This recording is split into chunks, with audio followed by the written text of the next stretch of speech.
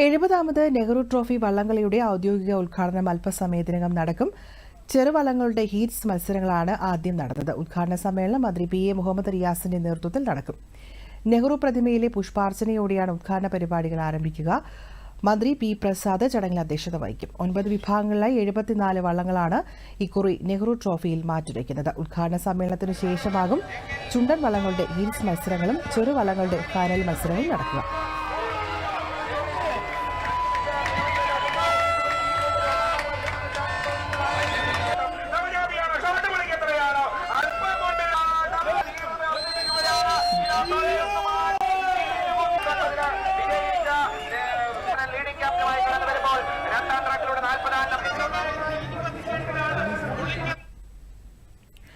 വിശദാംശങ്ങളുമായി ശ്രീകുമാർ നമ്മോടൊപ്പം ചേരുകയാണ്. ശ്രീകുമാർ, ഉദ്ഘാടനത്തിന്റെ മറ്റു വിശദാംശങ്ങൾ എന്തൊക്കെയാണ്?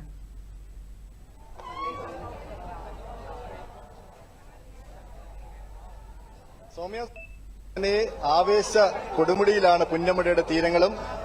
അല്പസമയത്തിനകം തന്നെ ചുണ്ടൻ വള്ളങ്ങളുടെ ഹീറ്റ്സ് മത്സരം ആരംഭിക്കും. ഉദ്ഘാടന സമ്മേളനവും ഏതാണ്ട് 2 മണിയോടെ തന്നെ ആരംഭിക്കും. മന്ത്രി മുഹമ്മദ് റിയാസ് ആണ് ഉദ്ഘാടനം ചെയ്യുന്നത്.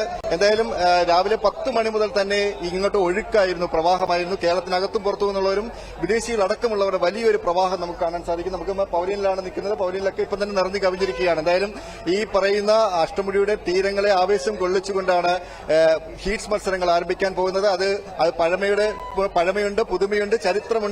അങ്ങനെ 19 ചുണ്ടൻ വള്ളങ്ങളാണ് ഇത്തവണ മത്സരിക്കുന്നത്. 4 ഹീറ്റ്സുകളായിട്ടാണ് മത്സരിക്കുന്നത്. ഹീറ്റ്സ് മത്സരങ്ങളാണ് 2 മണിക്ക് ശേഷം ആരംഭിക്കുന്നത്. കുട്ടനാടിന്റെ സ്വന്തം നമ്മുടെ രവികുമാറുണ്ട്. രവികുമാർ, ഈ പറയുന്ന വള്ളംകളിയുടെ ആവേശമൊക്കെ എങ്ങനെയാണ് ഇപ്പം? പറഞ്ഞറിയിക്കാനാവാത്ത ആവേശമാണ് ഈ പുന്നമടയുടെ കായലോരങ്ങൾ കാണുന്നത്. വഞ്ചിപ്പാട്ടും തെയ്യവും നാടൻ പാട്ടുകളൊക്കെ അരങ്ങ് തകർത്തുകൊണ്ടിരിക്കുകയാണ്. ഒരു കാര്യത്തെ ഓർക്കുക, ഇവിടെ ആദ്യം എത്തുക എന്നതല്ല പ്രശ്നം, വേഗത്തിൽ ഏറ്റവും കുറഞ്ഞ സമയത്ത് ഫിനിഷ് ചെയ്യുക എന്നതാണ് ഈ വള്ളങ്ങളുടെ ഏറ്റവും വലിയ പ്രത്യേകത. ഇവിടെ സെമി ഫൈനലില്ല, ക്വാർട്ടർ ഫൈനലില്ല.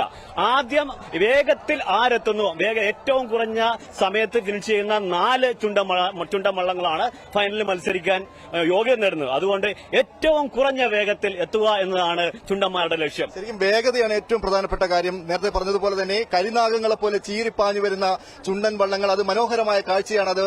അത് കായൽപ്പരപ്പിൽ അതാണ്ട് മഴവില്ല തീർക്കുന്ന പ്രതീതിയാണ് നമുക്ക് കാണാൻ സാധിക്കുന്നത്. കരിനാഗങ്ങളെ പോലെ വരുന്ന ആ ചീറിപ്പാഞ്ഞു വരുന്ന ആ ചുണ്ടൻ വള്ളങ്ങളെ കണ്ട് അതിന് വേണ്ട എല്ലാ പ്രോത്സാഹനവും നൽകാൻ ഇരുവശങ്ങളിലും ആൾക്കാർ ഇങ്ങനെ തടിച്ചുകൂടി നിൽക്കുകയാണ്. എന്തായാലും ഈ ചരിത്രം കഴിഞ്ഞ തവണ വലിയ പോരാട്ടമായിരുന്നു ഈ പറയുന്ന വള്ളങ്ങൾ തമ്മിൽ, ചുണ്ടൻ വള്ളങ്ങൾ തമ്മിൽ. പക്ഷേ ഇത്തവണ മത്സരങ്ങളൊന്നും CBL അടക്കമൊന്നും മത്സരങ്ങളൊന്നും ഇല്ലായിരുന്നു. അതിന്റെ ഒരു നിരാശ ഈ പറയുന്ന ആലപ്പുഴയിലും പുന്നമടയിലും കുട്ടനാട്ടിലുമൊക്കെ ഇല്ലേ? CBL ഇല്ലാത്തതിന് നിരാശയുണ്ട്, അതിന് അവസരങ്ങൾ കുറയുന്നതിന് നിരാശയാണുള്ളത്. പക്ഷെ ഓർക്കുക ശ്രീകുമാർ, ഇത് വള്ളങ്ങളുടെ ചരിത്രം പരിശോധിക്കുകയാണ്. ഇത് ആദ്യം കരക്കാരെ വള്ളംകളിയായിരുന്നു, പിന്നീട് ക്ലബ്ബുകളുടെ വള്ളംകളിയായി. ഇന്ന് പ്രൊഫഷണൽസ് ആണ് തുഴയുന്നത്. ജമ്മു കാശ്മീർ, മേഘാലയ, മണിപ്പൂർ എന്നീ സംസ്ഥാനങ്ങളിൽ നിന്ന് ഏതാണ്ട് 100ഓളം താരങ്ങളാണ് ഇവിടെ തിരച്ചിലിനായി എത്തിയിരിക്കുന്നത്. കുട്ടനാടുകാരുടെ മാത്രമായിരുന്നു. ഇന്ന് കുട്ടനാടുകാർ മാത്രമല്ല, വടക്കൻ ജില്ലകളിൽ നിന്നുള്ള ക്ലബ്ബുകൾ വരെ ഈ പറയുന്ന നെഹ്റു ട്രോഫിയിൽ മത്സരിക്കുകയാണ്. അതെ, വിവിധ ക്ലബ്ബുകൾ അവരുടെ എണ്ണത്തിൽ പരിമിതിപ്പെടുത്തിയിട്ടുണ്ട്. 25%. തുഴച്ചിൽക്കാരുടെ ആകെ എണ്ണത്തിലെ 25% മാത്രമേ മറ്റ് സംസ്ഥാനങ്ങളിലെ തുഴച്ചിൽക്കാർക്ക് പങ്കെടുക്കാൻ പറ്റുള്ളൂ. പക്ഷെ അവരുടെ പ്രൊഫഷണലിസം, അതുകൊണ്ട് വള്ളങ്ങളുടെ രൂപവും ഭാവവും എല്ലാം മാറിക്കൊണ്ടിരിക്കുകയാണ്. ശരിക്കും ഈ ഒരു അത്ഭുതമാണ്. ഓളപ്പരമ്പിലെ ഒരു ഒളിമ്പിക്സ് എന്ന് പറയുന്നത് വിശേഷിപ്പിക്കപ്പെടാവുന്ന തരത്തിലൊരു അത്ഭുത പ്രതിഭാസമാണ് ഈ പറഞ്ഞ വള്ളംകളി. മാത്രമല്ല, ഈ പറയുന്ന ഇവർ തുഴയെറിയുന്നത് ഈ പുന്നമടയിലെ കായൽപ്പരപ്പിലല്ല, വള്ളംകളി പ്രേമികളുടെ സിരകളിലാണ് ഇവർ തുഴയെറിയുന്നത്. അതുകൊണ്ട് തന്നെ വലിയൊരു ആവേശമായ ഒരു പോരാട്ടമാണ് നമുക്ക് കാത്തിരിക്കുന്നത്. വള്ളംകളി പ്രേമികളടക്കമുള്ള അവർ നേരത്തെ തന്നെ തയ്യാറെടുക്കുകയാണ്. ഒട്ടേറെ യുവാക്കളടക്കമുള്ള ആബാലവൃദ്ധ ജനങ്ങളും ഈ പറയുന്ന സ്ഥലങ്ങളിൽ കാത്തിരിക്കുകയാണ്. സൗമ്യ, ശ്രീകുമാറാണ് വിശദാംശങ്ങൾ നൽകിയത്.